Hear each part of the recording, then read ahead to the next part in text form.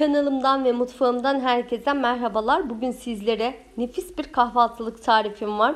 İnanılmaz derecede kolay ve içine hiçbir şekilde yağ çekmeyen, kabartma tozu, maya kullanmadık. İnanılmaz derecede güzel kabaran nefis dolgulu pişi tarifim var. Buyurun yapımına başlayalım. Herkese iyi seyirler diliyorum. Öncelikle pişimizin hamurunu hazırlıyoruz. Bu hamurumuzun içerisinde maya kullanmadık, kabartma tozu kullanmadık. Sadece bir püf noktası var. O da 1 su bardağı kaynar su kullanıyoruz. İçerisine 1 çay kaşığı tuz, 1 tatlı kaşığı şeker ekledim ve karıştırıyorum. Hamurumuzun malzemesi bu kadar arkadaşlar. O kadar basit. Beklemek yok, mayalandırma yok. İnanılmaz derecede kolay ve hafif bir pişi. Öncelikle 2 su bardağı un ekledim. Lütfen sizler de benim yaptığım gibi ununuzu azar azar ekleyin bu şekilde. Kesinlikle elinizi ilk aşamada hamura değdirmeyin. Çünkü kaynar suyla yaptığımız için eliniz yanabilir. Bardak ölçüm 200 milimlik, su bardağı ölçüm 250 milimlik arkadaşlar. İçerisinden spatulayı alıyorum. Hafif ılıdı artık hamurum ve elimle yoğurmaya devam ediyorum. Özlü ve kıvamlı bir hamur oluncaya kadar yoğurmaya devam ediyorum. Gördüğünüz gibi unu azar azar ekledim. Kıvamına bakarak ilave ediyorum. Toplamda ne kadar un kullandığımı ve malzeme listesini açıklama bölümüne ekleyeceğim. Oradan ulaşabilirsiniz. Şöyle yumruklayarak hamuru toparladım. Hamurumuzun kıvamı bu şekilde olacak. Merdane ile açabileceğiniz şekilde olması yeterlidir. Tezgahı biraz un serperek tezgaha aldım ve tezgahta iyice hamuru toparlıyorum. Ne kadar güzel hamuru yumruklayarak yoğurursanız o kadar iyi sonuç elde edersiniz.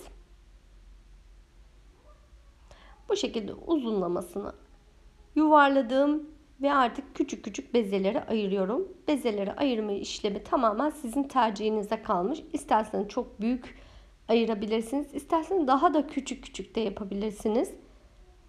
Şöyle biraz un serpiyorum üzerlerine ve bütün bezelerimi yuvarlıyorum. Ben bu kadar boyutta yapıyorum. Ceviz büyüklüğünde, irice ceviz büyüklüğünde olması yeterli benim için.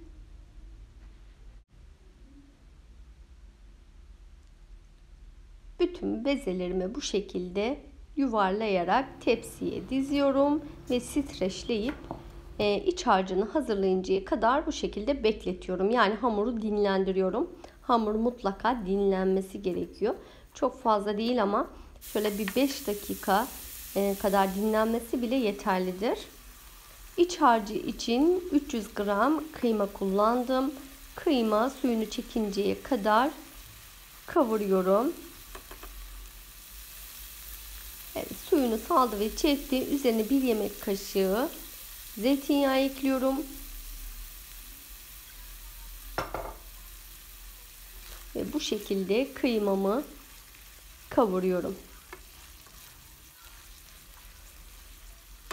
Evet, kıymam kavruldu. Hafif şöyle çok fazla kızartmıyorum, pembeleştirmiyorum. Çünkü soğanla birlikte de kavrulacağı için bir tane orta boy soğan kullandım. Soğanı da çok çok küçük küçük değil, normal bir şekilde doğradım. Ve kıyma ile birlikte soğanı da kavuruyorum. Herkesin kıymayı pişiriş şekli farklıdır arkadaşlar. Bazı kişiler soğanı ilk önce kavurur, daha sonra kıymayı ekler. Ama ben kıyma suyunu salıp çekinceye kadar bekliyorum ki soğanlar da kıyma ile birlikte sulanmaması için ben bu şekilde yapıyorum. Tamamen bu herkesin yapışına bağlı. Ocağımın altını kapadım ve şöyle bir tutam kadar maydanoz ekliyorum. Maydanoz miktarı da tamamen sizin tercihinize kalmış. Maydanozları da mutlaka ocağınızı kapattıktan sonra ekleyin. Üzerine 1 çay kaşığı tuz ekledim. Yarım çay kaşığı karabiber ilave ediyorum ve 1 çay kaşığı da kırmızı toz biber ekledim. Ve şöyle karıştırıyorum.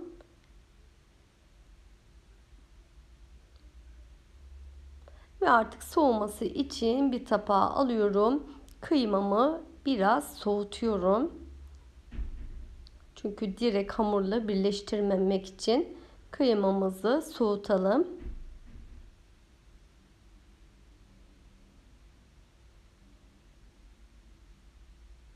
Evet, kıymayı aldım ve soğumayı bırakıyorum. Bu arada artık hamurlarım dinlendi. Kıymam da soğudu ve artık açmayı başlıyorum. Tezgahı un serpiyorum ve ilk bezeyi alarak açmaya başlıyorum. Dilediğiniz kadar büyüklükte açabilirsiniz. Videomu buraya kadar gelen değerli takipçilerim için küçük bir hatırlatma yapmak istiyorum. Eğer sizinle ilk kez bu videoda karşılaşıyorsak kanalıma abone olmayı, videolarımı beğendiyseniz beğenmeyi lütfen unutmayın. Bir de bildirim sesini açarsanız en yeni birbirinden lezzetli tariflerim size anında bildirim olarak gelecektir. Tariflerimi görmesini istediğiniz arkadaşlarınızla sosyal medya hesaplarınızdan paylaşarak daha çok kitleye ulaşmama sebep olabilirsiniz. Hepinizi desteklerinizden dolayı çok ama çok teşekkür ediyorum. Evet, bu şekilde üzerini kapatarak bir aparatla kesiyorum. Eğer bu şekilde aparatınız yoksa bir çay tapağının kenarıyla da aynı işlemi yapabilirsiniz arkadaşlar. Hiç problem değil. Açmış olduğum bezenin ortasına dilediğiniz kadar kıymalı harçtan ekleyerek bu şekilde üzerini kapatıp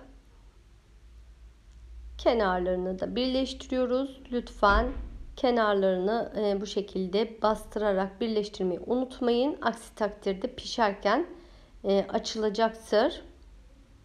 Dediğim gibi çay sapağının kenarıyla da bu işlemi yapabilirsiniz. Gayet güzel olacaktır arkadaşlar. Bunu da sizlere bir fikir olsun.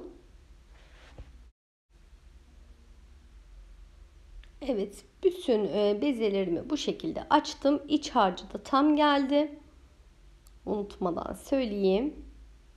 Eğer iç harcınız yeterli gelmezse bezeleri normal bir şekilde açarak da pişirebilirsiniz. Boş şekilde, o şekilde de değerlendirebilirsiniz. Pişlerimi bol yağın içerisine aldım ve üzerine bu şekilde kaşıkla yağ dökerek pişlerimi kabartıyorum.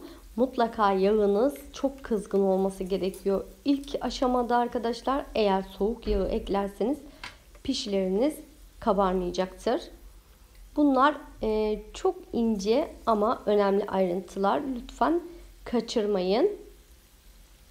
Tekrar bir tane daha alıyorum. Bakın bu şekilde üzerini mutlaka sürekli bu şekilde yağ dökerek hem böyle üzeri kabarcık kabarcık olmasını sağlıyorum hem de kabarmasına.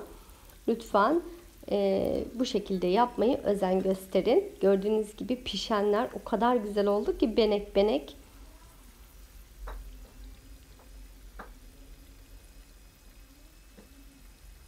Eğer tarifimi yapar denerseniz yorum kısmına görüşlerinizi ve düşüncelerinizi bekliyorum. Tüm yorumlarınızı tek tek okuyorum ve hepsini de cevaplamaya çalışıyorum. Hepinize teşekkür ederim. Olan pişilerimi alıyorum. Havlu kağıt kullandığım bir tepsiye alıyorum.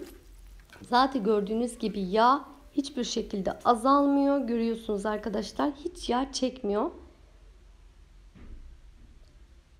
Genelde bütün pişilerimi ben bu hamurla yapıyorum arkadaşlar. Birçok da tarifim var sayfamda.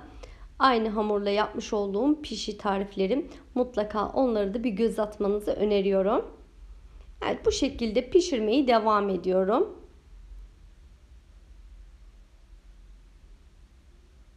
Evet, artık bütün pişilerim pişti. Servise aldım. Şöyle sizlere yakından da göstereyim. Biraz ışığın azizliğine uğradım. Rengi tam olarak belli olmuyor. Ama lezzeti ve görüntüsü gerçekten muhteşem. Böyle çıtırtısını da duyabilirsiniz. İnanılmaz derecede güzel bir tarif. Hiçbir şekilde içerisinde yağ yok gördüğünüz gibi. İç harcını da çok farklı iç harcı kullanabilirsiniz. Patatesli yapabilirsiniz. Tarifim var sayfamda. Peynirli yapabilirsiniz. Yani bunlar tamamen tercihe kalmış ama kıymalı da enfes bir lezzet kattı içerisine. Şöyle tekrar ilk kızarttığım pişimi alıyorum. Şöyle sizlere tekrar içini göstermek istiyorum. İnanılmaz derecede güzel bir tarif verdim bugün sizlere. Umarım videomu izlerken sıkılmamış, aksine keyif almışsınızdır. Beni buraya kadar izlediğiniz için çok ama çok teşekkür ederim. Yepyeni tariflerde görüşmek üzere. Kendinize çok iyi bakın. Sağlıkla kalın. Hoşça kalın.